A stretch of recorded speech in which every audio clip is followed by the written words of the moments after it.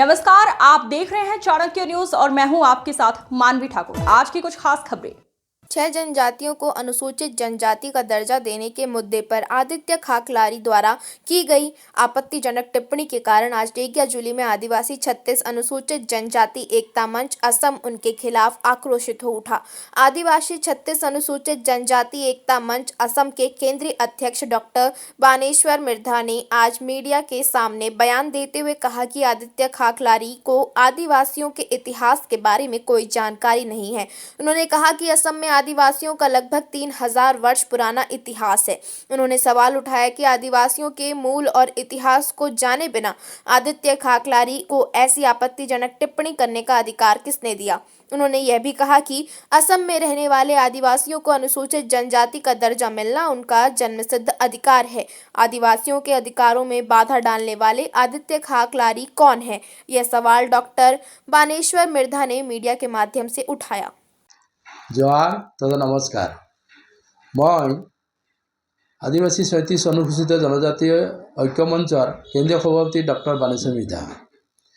आज संबाद माध्यम मैं এটা কথা অৱগত কৰিব বিচাৰিছোঁ যে কিছুদিন পূৰ্বে CC2 সম্পাদক আদিত্য খাকলাৰী ডাঙৰীয়াই আদিবাসী সমাজ তথা 6 জনগোষ্ঠীৰ ওপৰত যিটো বিৰূপ মন্তব্য প্ৰকাশ কৰিছে সেই মন্তব্যটো সঁচাকৈ এটা অযুক্তিকৰ, অসাংবিধানিক আৰু অগণতান্ত্ৰিক। আমি আমাৰ আদিবাসী সমাজখনৰ যিটো নেকি লুকুৰ কমিটি আছে সেই লুকুৰ কমিটি বৈশিষ্ট্যতা যিটো আছে সেই বৈশিষ্ট্যতাটো সম্পূৰ্ণৰূপে প্ৰযোজ্য হৈ আছে।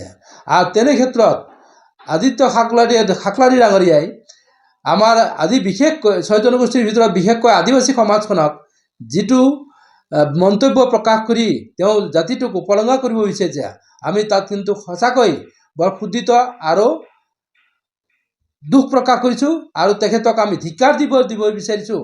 এই জাতিটোক উপলংঘা কৰিবৰ কাৰণে তেওঁ অধিকাৰ পালে ক'ত? আদিবাসী জনজাতিসকলৰ জনজাতি অধ্যয়ন কৰিবৰ কাৰণে ভাৰত চৰকাৰে 2014 চনত যিটো কমিটি বনাই দিছিলে আৰু লগতে 2024 চনত উচ্চতম ন্যায়ালয়ৰ জৰিয়তে যিটো ৰায় প্ৰকাশ কৰিছিলে সেই ৰায় প্ৰকাশত যিটো নেকি ক্ৰাইটেৰিয়া যিটো নেকি কেৰেক্টাৰ তেওঁলোকে নিৰ্ধাৰণ কৰিছিলে সেই নিৰ্ধাৰণ কৰাত আদিবাসী সমাজটো সম্পূৰ্ণৰূপে জনজাতিৰ প্ৰক্ৰিয়াত প্ৰযোজ্য হৈ আছে। তাৰপিছত অসম চৰকাৰে সিদিনাখন যিটো নেকি মিনিষ্ট্ৰী গ্ৰুপৰ যিটো নেকি প্ৰতিবেদন যুগুত কৰিছিলে সেই প্ৰতিবেদনক CC2 নস্যাৎ কৰিব বিচাৰিছে।